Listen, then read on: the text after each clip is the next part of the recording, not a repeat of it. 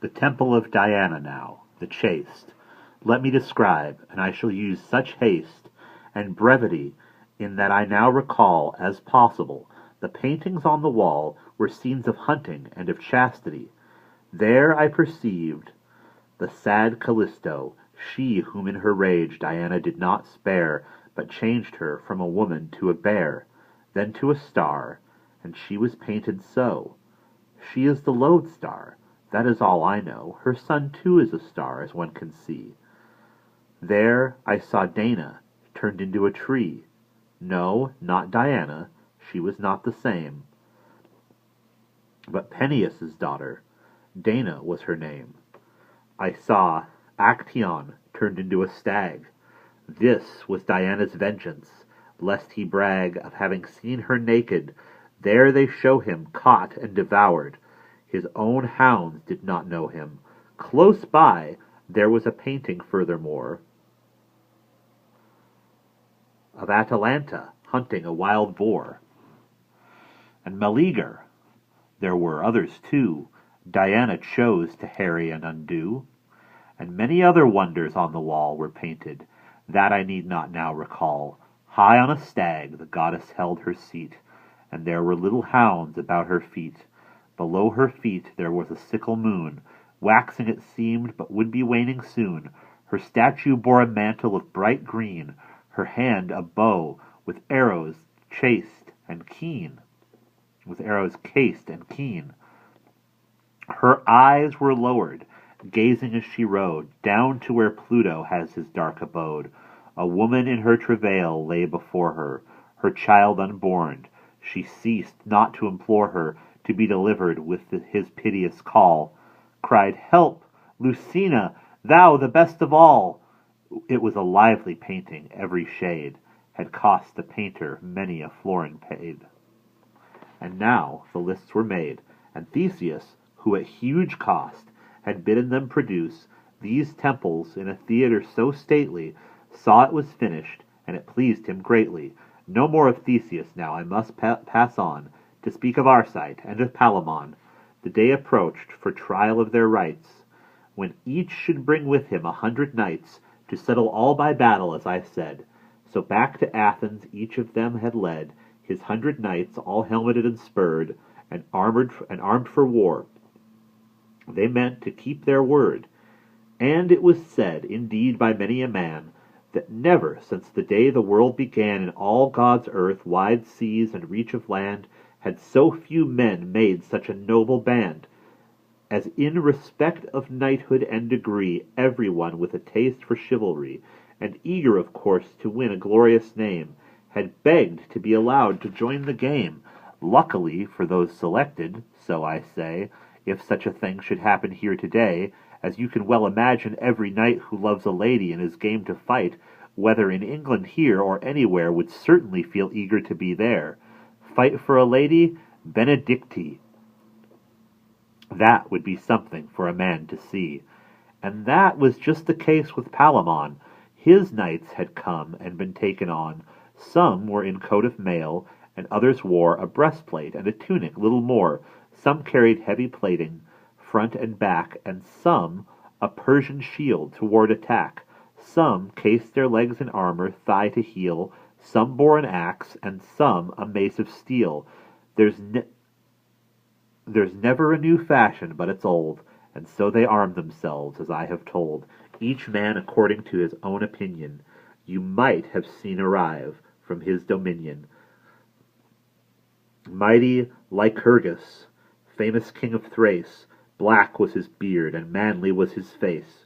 To see the circling eyeballs of that fellow, set in his hand, and glowing red and yellow. And like a griffin he would stare and rouse the shaggy hair upon his beetling brows. Huge were his limbs, his muscles hard and strong. His back was broad, his bulging arms were long. True to his country's custom from of old, he towered in a chariot of gold, and 4 white bulls were harnessed in the Thraces. Over his armor, which in many places was studded with bright nails of yellow gold, he wore a coal-black bearskin, fold on fold, instead of surcoat, and behind his back His fell of hair was combed and shone as black as raven's feather, and a golden wreath, thick as your arm, weighed the head beneath.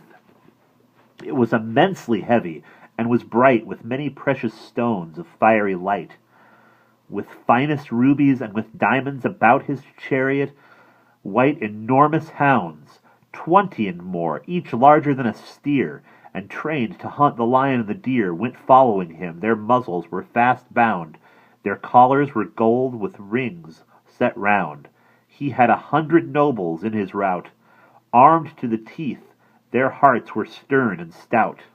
And with Arcita, so the poets sing, went great Emetrius, the Indian king, on a bay steed whose trappings were of steel, covered in cloth of gold from haunch to heel, fretted with diaper like Mars to see. His surcoat was in cloth of Tartary, studded with great white pearls beneath its fold, a saddle of new beaten burnished gold. He had a mantle hanging from his shoulders, which crammed with rubies dazzled all beholders. His hair was crisped in ringlets, as if spun in yellow, and glittered like the sun. Aquiline nose and eyes with lemon light, and rounded lips he had, his color bright, with a few freckles sprinkled here and there, some yellow and some black. He bore an air as of a lion when he cast a glance. He was some 25 years old. To chance a guess at it, a healthy beard was springing. His voice resounded like a trumpet ringing. He had a wreath of laurel on his head, for he was freshly greenly garlanded. And on his hand he bore, for his delight, an eagle. It was tame and lily-white. He had 100 lords beside him there, in all their armor, though their heads were bare, and sumptuously decked with furnishings. For take my word, for it that dukes and kings were gathered in this noble company, for love and for the spread of chivalry. Many a lion tame was spotted pard, gambled about this king of stern regard, and in this manner, in their fine adorning, these lords came to the city on Sunday morning, round about 9 o'clock, and lighted down. The noble Theseus led them through his town, so it became him as a duke and knight, and housed them each according to his right. He feasted them and took great pains to please, to honor and set them all at ease. And to this day it's said no human wit, however lofty, could have bettered it. What minstrelsy, what service at the feast, what gifts bestowed on greatest as on least, how richly decked the palace, what the place ordained for first and last upon the dais. What ladies loveliest in the dancing throng, and which most exquisite in dance and song, and which to speak most feelingly of love, or what the falcons that were perched above, and what the hounds that crouched upon the floor. Of all such questions I shall say no more. Then the result of it, I will not tease you. Here comes the point, so listen, if it please you.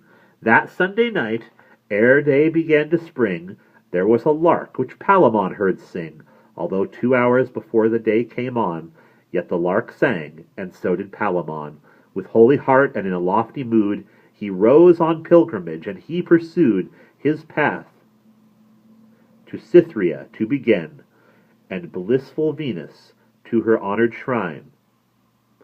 And in her hour among the early mists, he stepped toward her temple in the lists, and down he knelt, in humbleness and fear, with aching heart, and said, as you shall hear, O fairest fair, O Venus, lady mine, consort of Vulcan, daughter of Jove divine, giver of joy upon the heights above, the mount of Cytherea, by that love thou gavest to Adonis, heal my smart, and take my humble prayer into thy heart. Alas, I have no language that can tell the ravages and torments of my hell, which heart is all unable to bewray. And I am so confused I cannot say more than, O Lady bright, that art aware of all my thought and seest my despair, consider this, have pity on my pain, as I shall ever struggle to maintain thy service, in so far as I shall be within my power to combat chastity. There is my vow, if you will tend my harms. I am not one to brag of deeds of arms, nor do I ask for victory tomorrow, nor for renown I neither seek nor borrow, vainglorious praises, or the proud profession of prowess, but would fully have possession of Emily, and die thy worshipper. Choose thou the means for this administer.